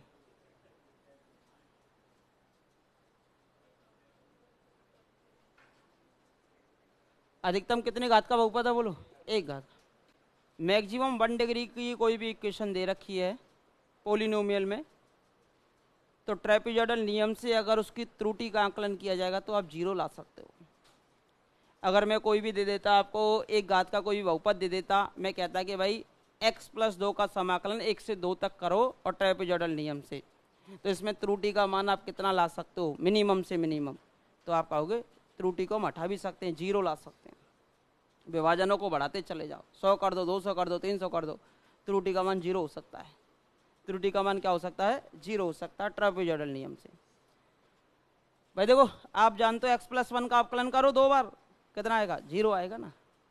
तो यदि कोई भी बहुपद 1 घात का है, अधिकतम कितने घात का? 1 घात। अचर है जब तो 0 ला ही सकते हो। यदि fx अधिकतम 1 घात का बहुपद है तो उस केस के अंदर उसका सेकंड डेरिवेटिव आएगा 0। त्रुटि का मान क्या किया जा सकता है? 0 किया जा सकता है। त्रुटि का जो मान है वो क्या किया जा सकता है बोलो? 0 किया जा सकता है। किसमें? हाँ, किसमें?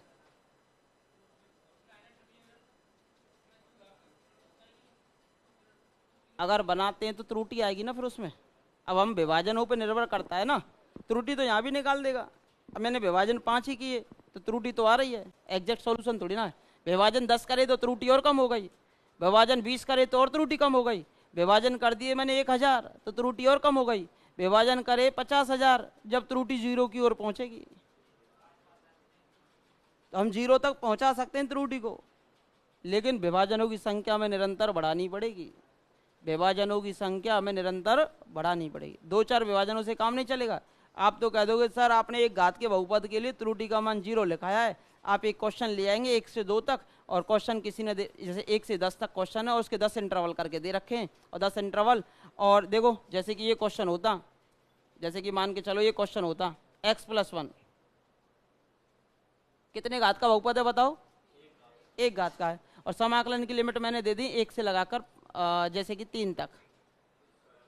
ठीक है, समाकलन बोलो कितना होता है, सभी को पता है, x²/2 प्लस का x 13 9/2 प्लस 3 माइनस 1/2 माइनस का 1, ये कितना आएगा 8/2 यानी कि 4 प्लस 2 6 आ गया।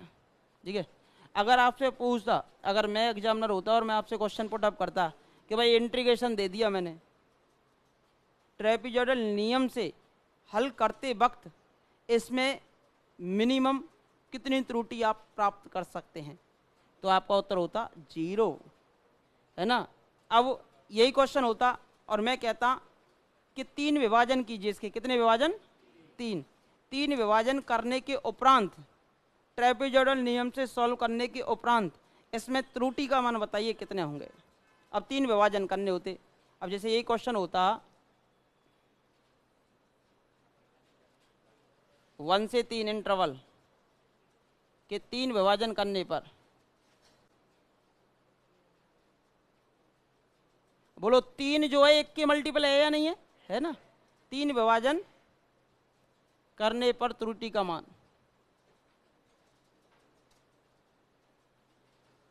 त्रुटि का मान वो भी कौन से नियम से? ट्रेपीजॉइडल से। शब्दों को सुना करो, मैंने 3 ही विभाजन करें भाई, विभाजन बढ़ाऊंगा तो त्रुटि कम होती चली जाएगी। ये तो एग्जैक्ट आता है, ये तो एग्जैक्ट आ गया। अब ट्रेपीजॉइडल से निकालो, 3 विभाजन करने, है ना। हाँ भाई, ये x0 है, ये y था, y बराबर fx, fx कितना था बोलो? fx कितना दे रखा था इसमें? इसका ही तो इंटीग्रेशन करना है, x+1। ठीक है भाई। हाँ भाई, x0 का पहला मान क्या है बोलो? 1।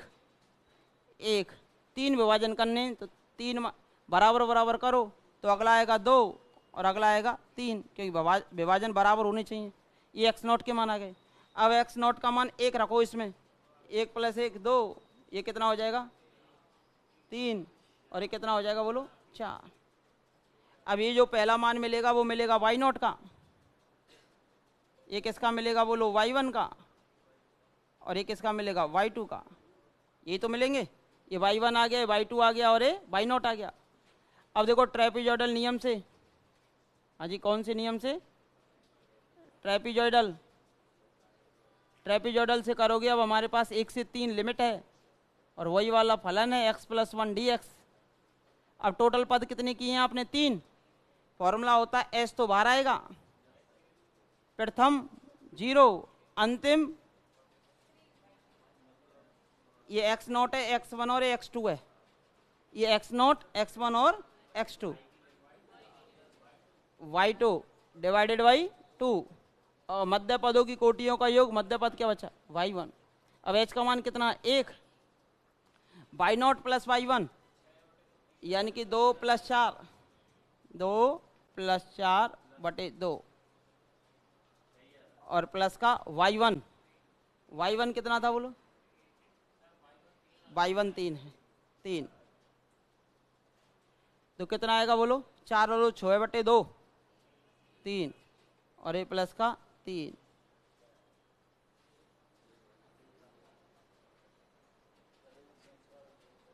यदि fx आपका अधिकतम 1 घात का बहुपद है तो त्रुटि का मान क्या आएगा? 0। अब त्रुटि निकालो, ये ट्रेपीजॉइडल से निकाला है, ये डायरेक्ट निकाला है, तो त्रुटि निकालो बोलो। त्रुटि कितनी है इस क्वेश्चन से सॉल्व करने वक्त? 6 - 6 बराबर 0।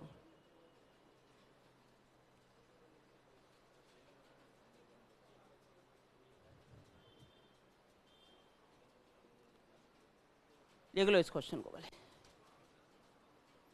अगर कोई भी एक घात का बहुपद लिख के दे दे एग्जामिनर और आपसे पूछे कि ट्रेपीजॉइडल नियम से सॉल्व करने पर इसकी त्रुटि का मान कितना आ सकता है, तो आपका उत्तर होगा तुरंत 0। ठीक है भाई, कोई समस्या? किसी के मन के अंदर कोई डाउट हो जो पूछना चाहे पूछ सकता है भाई। भाई 3 विभाजन करें 1 से 3 तक, पहला 1 आ गया, फिर 2 आ गया, फिर 3 आ गया, ये fx का मान था, ये सॉल्व कर लियो।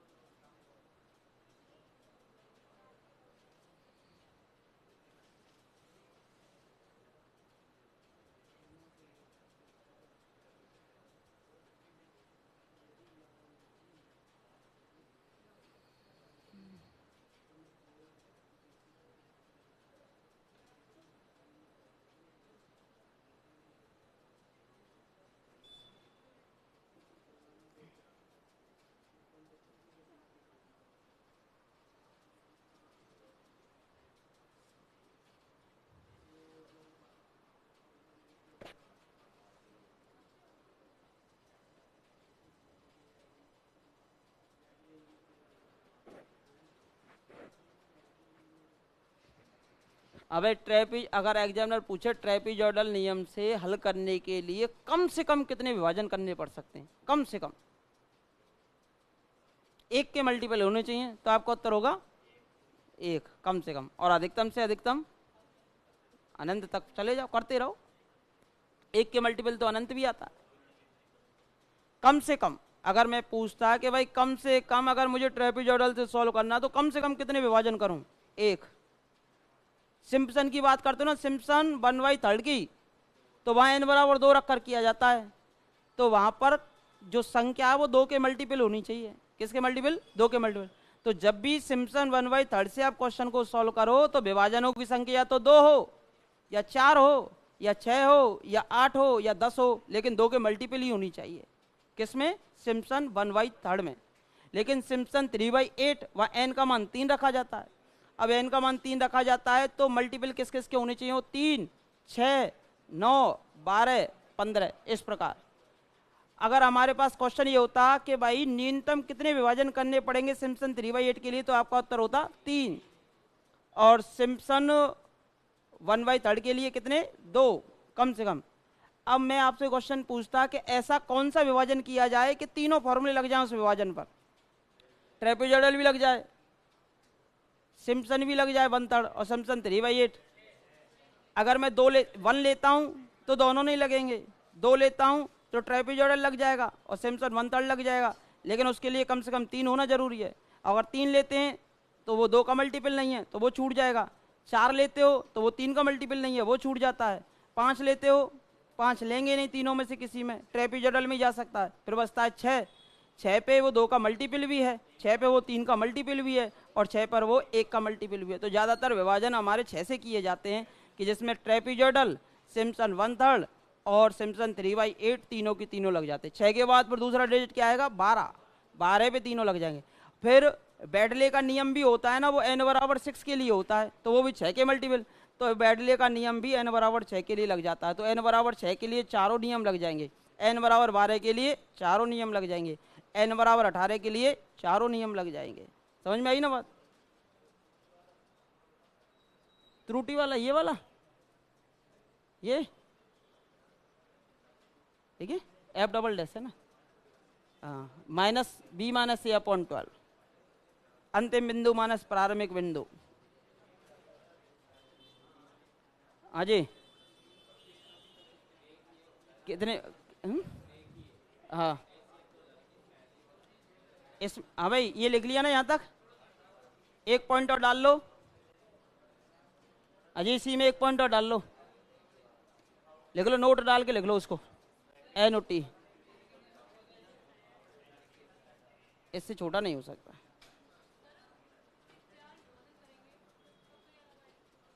किसकी? तो हमने क्या कहा कि त्रुटि को मिनिमम 0 तक लाया जा सकता है। त्रुटि को मिनिमम कहाँ तक लाया जा सकता है? 0 तक लाया जा सकता है। त्रुटि को मिनिमम 0 तक ला सकते हो। वो विभाजन घटा सकते हो, बढ़ा सकते हो। हाँ, वो विभाजनों पे निर्भर करता है।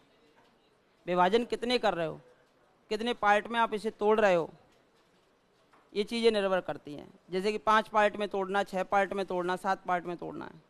तोड़कर देखना 2 पार्ट में और तोड़ के करना उसको, क्या त्रुटि आती? 0 आएगी। बस एक के मल्टीपल में 2 पार्ट में तोड़ दो, 3 में तोड़ दो, 4 में तोड़ दो, 5 में तोड़ दो, 6 में तोड़ दो, 7 में तोड़ दो, 20 पार्ट में तोड़ दो, वो आप पे डिपेंड करता है। मिनिमम 4 पार्ट रखने होते हैं। क्वेश्चन को सॉल्व करना है अगर एग्जाम पेपर में आता है तो मिनिमम 4 पार्ट में तोड़कर करना हमेशा। ये तो खैर नॉर्मल क्वेश्चन है, वैसे बता रहा हूँ, ऐसे आते नहीं। देखो इसमें नोट डाल के लिख लो, नोट अजय अजय ट्रेपीजॉइडल नियम में, वो लिखा है नहीं जल्दबाजी में, ट्रेपीजॉइडल नियम में, आवाज नहीं भाई, एक घात का बहुपद, एक घात का बहुपद पोलिनोमियल, अर्थात y इक्वस टू कितना होता है बोलो? ax प्लस बी, एक घात का बहुपद प्राप्त होता है।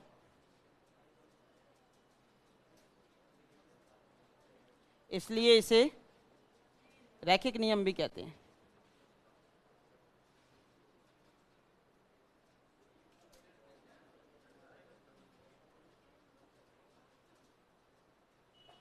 रैखिक नियम भी कहते हैं।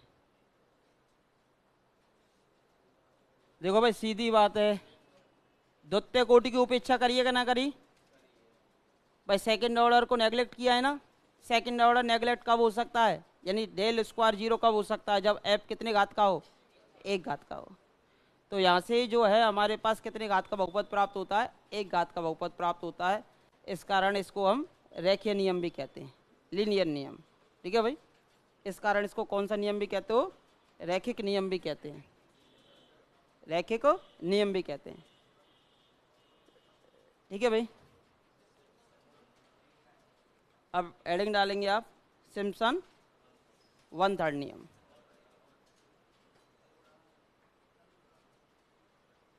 सिम्पसन 1/3 नियम।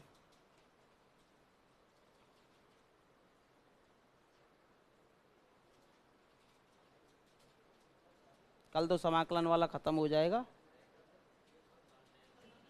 हाँ मतलब परसों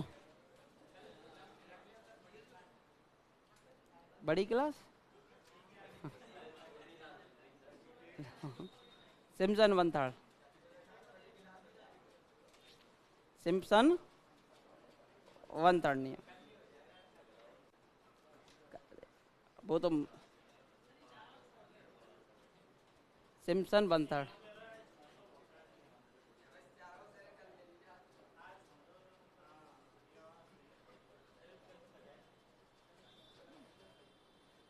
देखो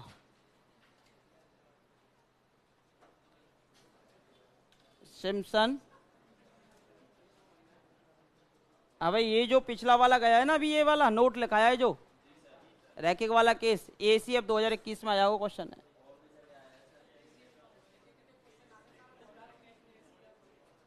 किसके?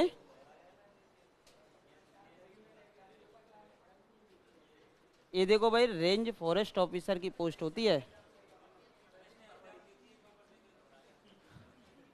बिना पढ़े दिया था ना वो, अब पढ़ के देगा। सिम्पसन 1/3 नियम 2011 में भर्ती आई थी, उसका पेपर 2013 में हुआ था, फिर 2018 में आई थी, उसका पेपर 2021 में हुआ था। अब देखो शायद अनाउंसमेंट तो है, इसमें आ जाए तो इसमें सही। सिम्पसन 5 नहीं लगते, 1 लगेगा जीके का, जीके के बाद 2 आपके लगेंगे मेंस के। हिंदी का पहले तो था नहीं। सिम्पसन 1/3 नियम। भाई इच्छा ना है।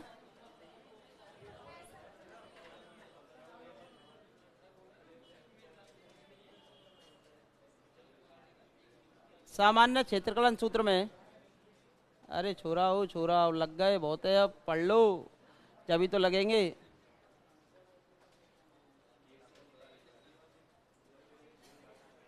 सामान्य क्षेत्रकलन सूत्र में n बराबर 2 रखकर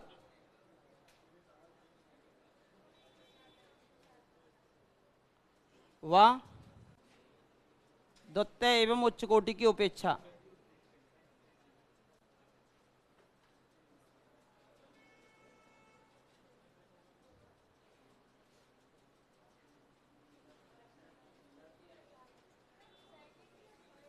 सॉरी तृतीय व उच्च कोटि की उपेक्षा, आवाज करते हैं ना उसमें थोड़ा सा माइंड डिस्टर्ब हो जाता।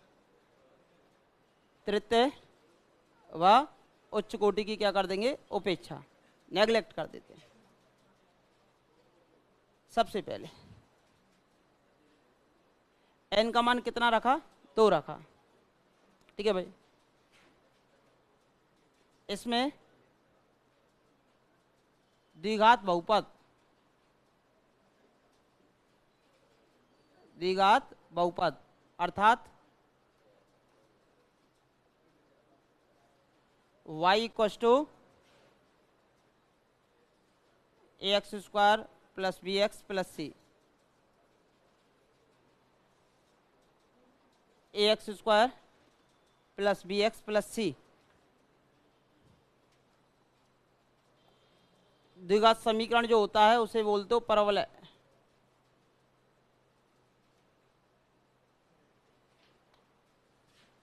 प्राप्त होता है।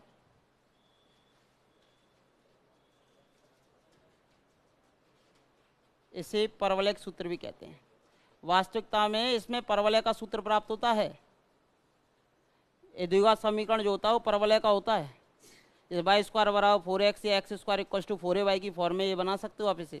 जैसे x माइनस ए का स्क्वायर बराबर 4a y माइनस ए या y माइनस बी, इस टर्म में इसे बना सकते हो। तो ये किसका फॉर्मूला होता है, परवलय का। तो इसे परवलय सूत्र कहते हैं। ये आया हुआ रिपीटेड क्वेश्चन था। ये सेकंड ग्रेड 2022 में था। ये किस में था, सेकंड ग्रेड 2022, और 2011 में भी था।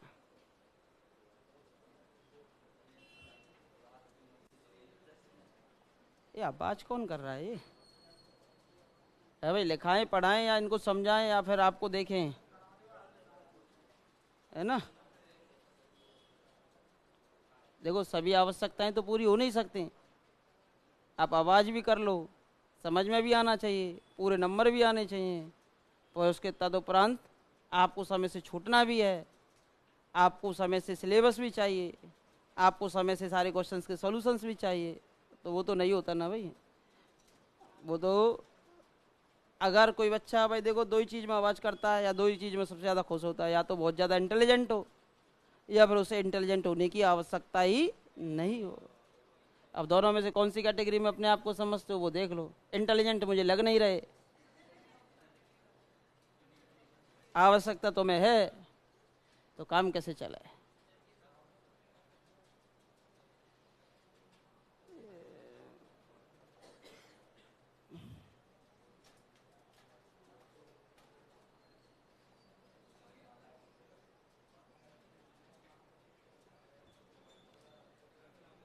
हाँ जी,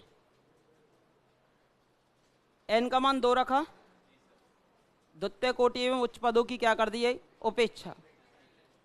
द्विघात बहुपद प्राप्त हुआ, इस कारण से परवलयिक सूत्र कह रहे हो। इसमें परास को 2 की मल्टीपल संख्या के बराबर भागों में क्या करेंगे, विभाजित करेंगे। परास को, परास यानी रेंज को 2 के गुणज संख्या के बराबर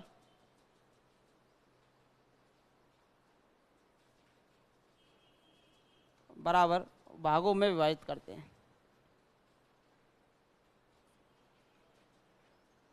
भागों में क्या करते हो बोलो, विभाजित करते हैं। एन का मान 2 रखकर किया है ना, ठीक है भाई। अब देखिए इसकी चर्चा करेंगे सूत्र की, फिर चर्चा करेंगे इसकी त्रुटि की। I means integration. अब इसका फॉर्मूला लिखिए,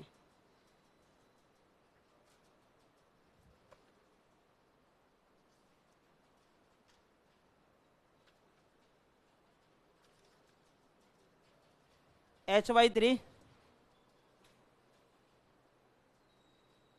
प्रथम पद प्लस अंतिम पद, वह माध्य आया था भाई। देखो एक चीज तो सीधा याद रख लो, 1/3 है तो h/3 बाहर आ जाएगा, और सिम्पसन 3/8 है तो 3h/8 बाहर आ जाता है, और वहां पर n का मान 1 था तो सीधा ही आपके पास h बाहर आ जाता। प्रथम पद प्लस अंतिम पद प्लस 4 इंटू विषम पद आएंगे, y1 y3 plus dot dot dot yn-1 विषम पद प्लस 2 इंटू सम पद, यानी इवन नंबर वाले y2 y4, लास्ट वाला yn है, उससे पहले yn-1 है, और लास्ट में आ जाएगा अब आपके पास कितना, yn-2। ये तो आएगा। देखो y0 आ गया, yn-1 इसके साथ आएगा, yn-2 इसके साथ आएगा, और yn यहाँ चुका है, yn-1 यहाँ चुका है। तो सीधा याद रखने का तरीका है h/3 प्रथम प्लस अंतिम पद, 4 इंटू विषम पद, 2 इंटू सम। अब देखो मान के चलो अगर आपको तोड़ना होता तो कम से कम कितने विभाजन करने पड़ते, 2 या 4। जैसे 4 विभाजन करो, जैसे 4 विभाजन होते तो कितना आता बोलो, एक तो आता y0, एक आता y1, एक y2, y3। अब इसके अनुसार क्या बनता बोलो, देखो प्रथम प्लस अंतिम 4 इंटू विषम, यानी कि y1, 4 इंटू विषम और 2 इंटू सम। सबका यूज हुआ कि नहीं हुआ, चारों का हुआ ना। अब मान के चलो 5 विभाजन होते,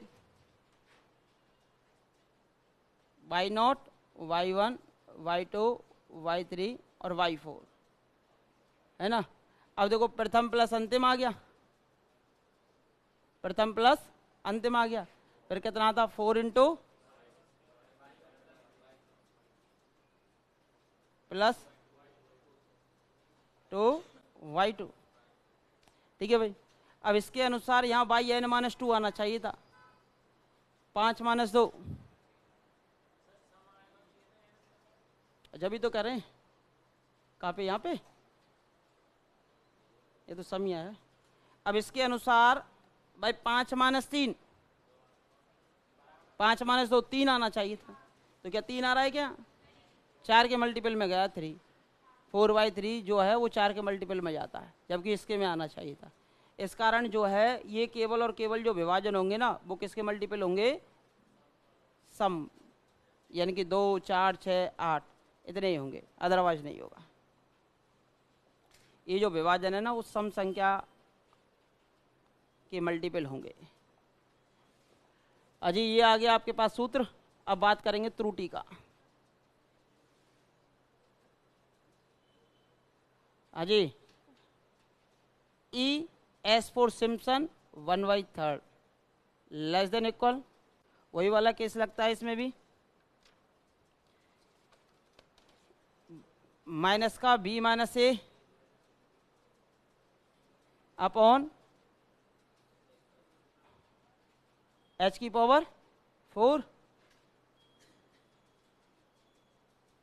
f" xm। आज ए की वैल्यू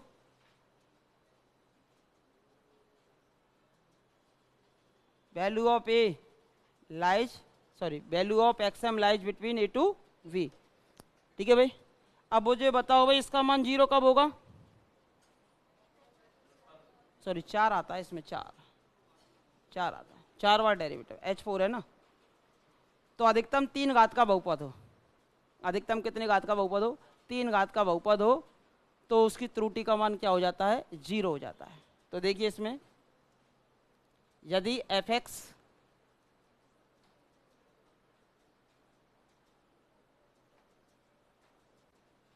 अधिकतम 3 घात का बहुपद हो,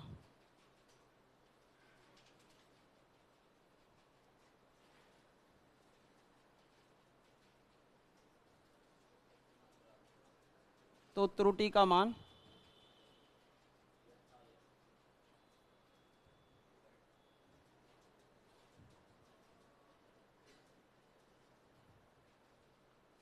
शून्य हो सकता है। वहाँ अधिकतम 1 घात का है, यहाँ 3 घात का है, और सिम्पसन 3/8 में भी अधिकतम 3 घात का ही होगा। सिम्पसन 3/8 में भी अधिकतम 3 घात का ही होगा। तो यहाँ पर त्रुटि का जो मान है वो क्या हो सकता है, आपका 0 हो सकता है। ACF में आया हुआ क्वेश्चन है, ACF में आया हुआ क्वेश्चन है ये, यहाँ से एक सिम्पसन 1/3 से। देखो क्वेश्चन नंबर 138 देख लो एक ही साथ में, क्वेश्चन नंबर 138 दे रखा है, ACF 2021 में आया हुआ क्वेश्चन है। ACF 2021 का क्वेश्चन दे रखा है, क्वेश्चन नंबर 138 सीट में, क्वेश्चन नंबर 138 2022 में पूछा है, निम्न में से परवलयिक सूत्र है, सिम्पसन 1/3। 2018 में पूछा था, सिम्पसन 3/8 का सूत्र है। ACF 2021 में पूछा गया है कि समाकलन का सिम्पसन का 1/3 नियम उन बहुपदों के लिए यथायथ है, यानी एग्जैक्ट है, जिनकी घात निम्न में से अधिक ना हो। किससे अधिक ना हो, 3 से अधिक ना हो। तो हमारा आंसर हो जाता है इसका क्या, फर्स्ट। अभी क्वेश्चन इस वजह से इंपॉर्टेंट है क्योंकि जल्दबाजी में बच्चा ध्यान नहीं देता, और आप जानते हो कि भाई सिम्पसन 1/3 में द्विघात का बहुपद प्राप्त होता है। कितने घात का, द्विघात का। तो इस कारण जल्दबाजी में आंसर क्या लगा के आएंगे, 4 लगा के आएंगे। क्या लगा के आएंगे, ऑप्शन नंबर 4 यानी कि 2। जबकि बहुपद 2 घात का प्राप्त होता है ये मान लिया हमने, लेकिन अगर हम f(x) के स्थान पर अधिकतम हम 3 घात का बहुपद ले लेते हैं तो उसकी त्रुटि का मान क्या किया जा सकता है, 0 किया जा सकता है। क्या किया जा सकता है, 0 किया जा सकता है। तो यहाँ से हमारे पास जो आंसर होगा इसका होगा फर्स्ट, ऑप्शन नंबर फर्स्ट यानी कि थर्ड। समाकलन का सिम्पसन का 1/3 नियम उन बहुपदों के लिए यथायथ है जिनकी घात निम्न में से अधिक ना हो। किससे अधिक ना हो, 3 से अधिक ना हो, क्योंकि चौथा डेरिवेटिव क्या हो जाएगा इसका, 0। अगर 3 घात का बहुपद है तो डेफिनेटली उसका चौथा डेरिवेटिव क्या हो जाता है, 0 हो जाता है। तो इससे अधिक ना हो, तो शेष हमारे जो पड़े बचे हुए हैं उनको कर 140 और है। हाँ जी, ये MSc एंट्रेंस 2012 सिम्पसन के 1/3 नियम में समाकलन को सन्निकटन करने वाले बहुपद की घात होती है, बोलो कितनी होती है, 2 होती है। इसमें 2 आती है, वहाँ त्रुटि है 119। हाँ भाई 119 देख लो, कॉलेज लेक्चर 2021, एन के किस मान को 119 एन के किस मान को सामान्य क्षेत्रफलन सूत्र में प्रतिस्थापित करने पर हमें सिम्पसन का 1/3 नियम मिलता है। सभी को पता है n बराबर 2 और n बराबर 2, और इसके बाद एक आया था आपका फर्स्ट ग्रेड सेकंड ग्रेड 2022 में, फर्स्ट ग्रेड में भी आया है, 116 भी है, कॉलेज लेक्चर 2016 में। सिम्पसन 1/3 नियम में फलन f(x) को किस घात का बहुपद लिया जाता है, द्विघात का बहुपद लिया जाता है। 116 में 116 में आंसर आएगा ऑप्शन नंबर थर्ड। कौन सा, 88? अब वो तो मैं कल करा था वैसे। हाँ जी, वही चीजें आ रही हैं बार बार। सिम्पसन के 1/3 नियम से फलन f(x) को लिया जाता है, परवलय लिया जाता है। सेकंड ग्रेड 2022, दीर्घवृत्त दिया, वृत्त दिया, सरल रेखा दिया, और क्या दिया, परवलय। हाँ यही तो है, इस बार नहीं हुआ था ये।